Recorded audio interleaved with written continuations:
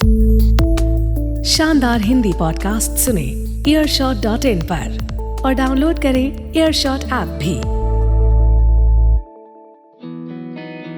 नमस्कार, आपका स्वागत है ईयरशॉट के इस पॉडकास्ट लाइफ थोड़ी फिल्मी है में। इस पॉडकास्ट में हम आपको सुनाते हैं हिंदी फिल्म के मशहूर कलाकारों के कुछ अनसुने और कुछ कम सुने किस्से। कुछ ऐसे किस्से जिनको सुनकर आपने वाह वाह की और कुछ ऐसे किस्से जिनको सुनकर आपके मुंह से सिर्फ आह निकली। मैं हूं आपका साथी विप्लव। हिंदी फिल्म के मशहूर कलाकारों की जिंदगी के अनसुने और कम सुने किस्सों की कहानी है ईयरशॉट का ये पॉडकास्ट लाइफ थोड़ी फिल्मी है। हिंदुस्तान में व्यक्ति पूजा का बड़ा महत्व रहा है। हम इस आदत से कभी छुटकारा नहीं पा सके और इसी वजह से एक समय ऐसा भी आया था कि हमने फिल्मों में स्क्रिप्ट और निर्देशन से बढ़कर एक हीरो या एक अभिनेता को पूजना शुरू कर दिया था। और ये वही समय था जहां से हिंदी फिल्मों का पतन आरंभ हुआ। बीच बीच में कोई अच्छी फिल्म आती भी थी तो उसके हीरो के प्रताप तले दब जाती थी। हमने उस कलाकार को अच्छे काम के साथ साथ उसके बुरे काम को भी स्वीकार करना शुरू कर दिया। आज हिंदी फिल्मों की ऐसी घटनाओं पर प्रकाश डालेंगे जिनके बारे में आप और मैं जानते तो हैं, मगर उनके पीछे की हकीकतों से हम वाकिफ नहीं हैं। ऐसे ही एक कलाकार की जिंदगी के कुछ पहलुओं पर बात करेंगे जिनको हम सदी का महानायक कहते हैं। जी हां, अमिताभ बच्चन। अमिताभ बच्चन के बारे में ऐसा कुछ नहीं है जो शायद लिखा नहीं गया हो। उनकी पूरी जिंदगी अलग अलग किताबों, डॉक्यूमेंट्रीज, टीवी न्यूज और प्रोग्राम्स में, इंटरव्यूज में दर्ज की जा चुकी है। लेकिन कुछ ऐसी बातें हैं जिनके बारे में खुद अमिताभ चुप्पी साध लेते हैं, कभी कुछ बोलते नहीं हैं। और ये बातें सिर्फ रेखा के बारे में नहीं है। तुम लोग मुझे ढूंढ रहे और मैं तुम्हारा यहाँ इंतजार कर रहा हूँ। भारतीय राजनीति में हेमवती नंदन बहुगुणा एक कद्दावर नेता माने जाते रहे हैं। भारत छोड़ो आंदोलन से लेकर 1975 में इंदिरा गांधी द्वारा जबरदस्ती उत्तर प्रदेश मुख्यमंत्री पद से इस्तीफा दिलवाने की कहानी के अलावा भी श्री बहुगुणा ने भारत की राजनीति में बहुत काम किया है। इमरजेंसी के बाद वो कांग्रेस से अलग हो गए थे, फिर लौट आए थे, लेकिन अंततः कांग्रेस के विरुद्ध 1984 में इलाहाबाद से चुनाव में खड़े थे। इंदिरा गांधी की हत्या के बाद यह पहला चुनाव था। सारा दारोमदार राजीव गांधी पर था और राजीव ने अपने बचपन के मित्र अमिताभ को उनके गृहनगर इलाहाबाद से चुनाव लड़ने के लिए तैयार कर लिया। हिंदी फिल्मों का हीरो राजनीति के चुनाव में भी अव्वल आया। उनकी जीत का अंतर इतना था कि आज तक वो रिकॉर्ड बरकरार है। खैर, अमिताभ चुनाव जीत तो गए, लेकिन वो इस बात से कभी सहज नहीं हो पाए।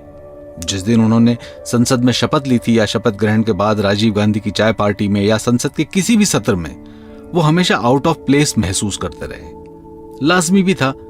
जो अभिनय सिर्फ पर्दे के लिए रिजर्व था, उसका रोजाना इस्तेमाल करना और होते देखना अमिताभ के लिए बहुत भारी था। इस दौरान राजीव से मित्रता कहीं पीछे छूट गई, लेकिन उन्हें उत्तर प्रदेश की राजनीति का अघोषित मसीहा बना दिया गया, पैरेलल गवर्नमेंट की तरह। अमिताभ इस तरह के व्यवहार को, इस तरह के ट्रीटमेंट को कभी भी ठीक से हैंडल नहीं कर पाए। आश्वासनों की जिंदगी जीते अमिताभ ने राजनीति में जैसे तैसे 2 साल गुजारे और उस समय के वित्त मंत्री वीपी सिंह के सत्ता प्रेम और महत्वाकांक्षा के चलते उन्हें राजनीति के कटु अनुभव यानी फेयरफैक्स और बोफोर्स स्कैंडल का सामना करना पड़ा। अमिताभ की जिंदगी का पहला स्कैंडल था उनके संघर्ष के दिनों का। मुंबई में वो अपने मित्र अनवर के साथ रहा करते थे। अनवर यानी मशहूर हास्य अभिनेता महमूद के बड़े भाई थे और अमिताभ की पहली फिल्म सात हिंदुस्तानी में भी काम कर रहे थे। अनवर की एक बहन थी जो बहुत पहले ही विधवा हो गई थी। उनका एक छोटा बेटा भी था। अपने भाई के घर रहने वाले भाई के दोस्त को हिंदुस्तान में भाई ही समझा जाता है, लेकिन फिल्मी गॉसिप मैगजीन्स को कहां समझ आता है। अनवर की बहन बेबी के साथ अमिताभ का नाम जोड़ दिया गया। उनकी शादी की खबरें छाप दी गई। पहली बार अमिताभ ने मीडिया के गंदे स्वरूप को साक्षात देखा। अमिताभ के मन में मीडिया के प्रति घृणा भर गई। खबरें पढ़कर अमिताभ व्यथित हुए। जानकार बताते हैं कि उन्होंने बेबी से, जो उनकी छोटी बहन की तरह थी, माफी भी मांगी। ये कटु अनुभव अमिताभ आज भी साथ लेकर चलते हैं। अमिताभ और जया भादुड़ी के प्रेम की कई कहानी अब तक लोगों ने पढ़ रखी हैं, लेकिन एक किस्सा इनके विवाह का ऐसा भी हुआ जिसके बाद अमिताभ के पिता श्री हरिवंश राय बच्चन और जया के पिता श्री तरुण कुमार भादुड़ी के बीच बातचीत लगभग बंद हो गई। दरअसल शादी के प्रोग्राम्स खत्म हो चुके थे, विदाई का समय था, दोनों समधी आमने सामने जमे थे। श्री बच्चन और श्री भादुड़ी गले मिले। बच्चन जी ने अपने साहित्यिक अंदाज में कहा, अमिताभ जैसा दामाद मिलने की आपको बधाई हो। इसके उत्तर में उन्हें उम्मीद थी कि श्री भादुड़ी भी कहेंगे, जया जैसी बहू मिलने की बधाई। लेकिन हुआ इसका ठीक उल्टा। श्री भादुड़ी हो गए गमगीन और कह उठे, मेरा तो पूरा घर ही टूट गया। हरिवंश राय जी ये बात सुनकर सन्न रह गए और चुप हो गए। बाद में श्री भादुड़ी ने कहा भी कि उन्हें बेटी बिछड़ने का दुख है। बच्चन साहब को तो कोई बेटी है नहीं, मेरी ही बेटी है और मेरा तो सब कुछ मेरी बेटियां हैं। अब वो गलत समझ रहे हैं बच्चन साहब, तो मैं क्या करूं। वहां बच्चन साहब ने यह सोचा कि अमिताभ से शादी यानी जया की जिंदगी की बर्बादी। खैर, न कभी भादुड़ी जी ने क्लैरिफिकेशन दिया और श्री बच्चन ने भी कभी बात सुलझाने की कोशिश ही नहीं की। वैसे अमिताभ की जिंदगी में कई सारे झटके रहे हैं और सबसे बड़ा झटका कहते हैं ABCL के नुकसान में जाने का। वो कई सारी फिल्में प्रोड्यूस कर रहे थे और इसी दौरान अचानक आर्थिक घाटा हो गया।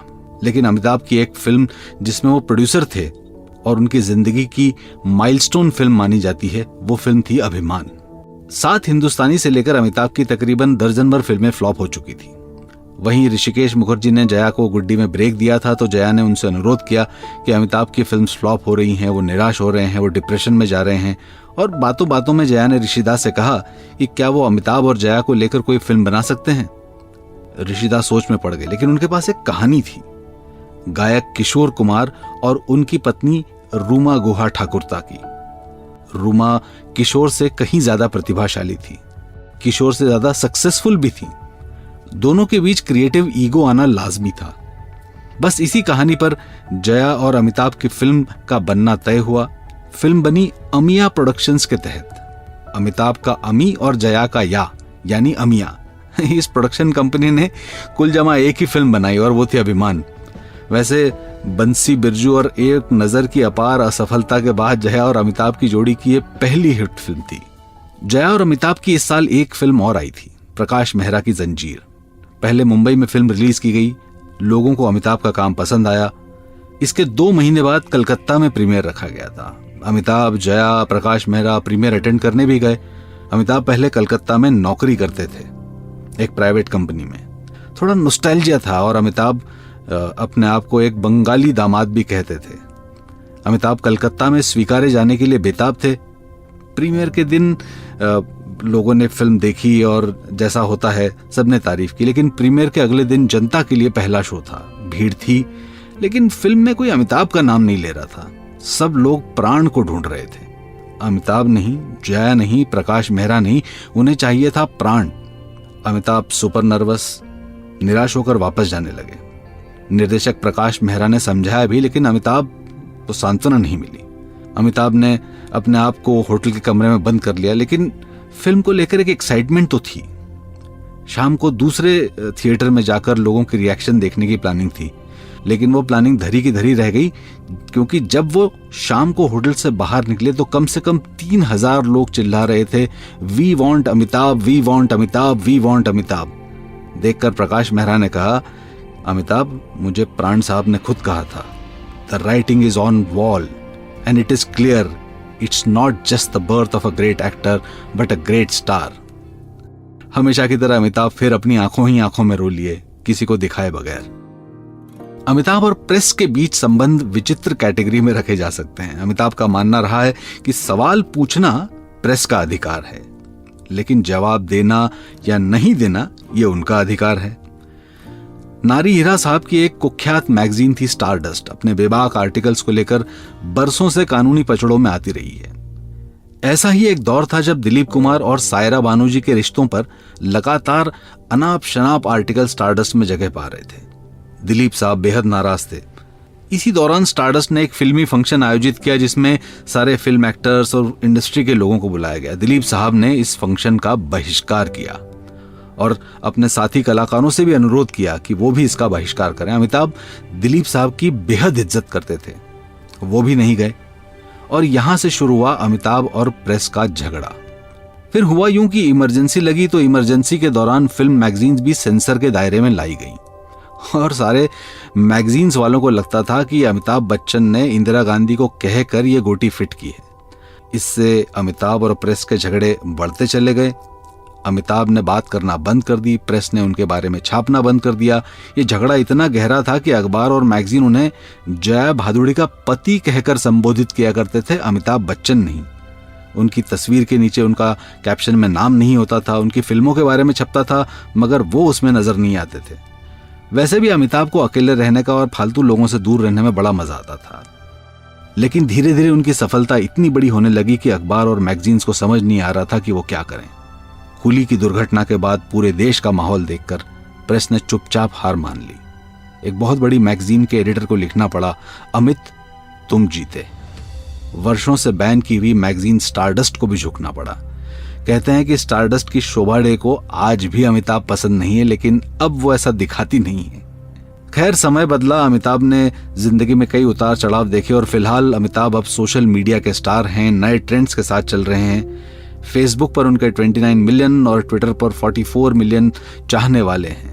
आज मीडिया के अलावा उनको फॉलो करने वाले उनके बारे में अनाप शनाप लिखते हैं, उनके ट्वीट्स का मजाक उड़ाया जाता है। वो भी इन सब बातों को देखते हैं, पढ़ते हैं, संज्ञान लेते हैं, मगर बहुत कम बार वो किसी को जवाब देते हैं। फिर भी उनकी जिंदगी एक ऐसी किताब बन गई है जो लाइब्रेरी में खुली पड़ी है। जो भी आता है कुछ लिख देता है, कोई नोट्स बना लेता है, कोई स्याही उंडेल देता है, कुछ पेजेस खराब कर देता है, लेकिन अमिताभ अपनी जिंदगी की किताब में अनवरत और निर्बाध रूप से लिखते जा रहे हैं। किताब में नए नए पन्ने जुड़ रहे हैं। अमिताभ को फर्क तो पड़ता है, लेकिन अमिताभ सृजन में लगे हैं। जीवन के अग्निपथ पर निरंतर चलते जा रहे हैं, चलते जा रहे हैं, चलते जा रहे हैं।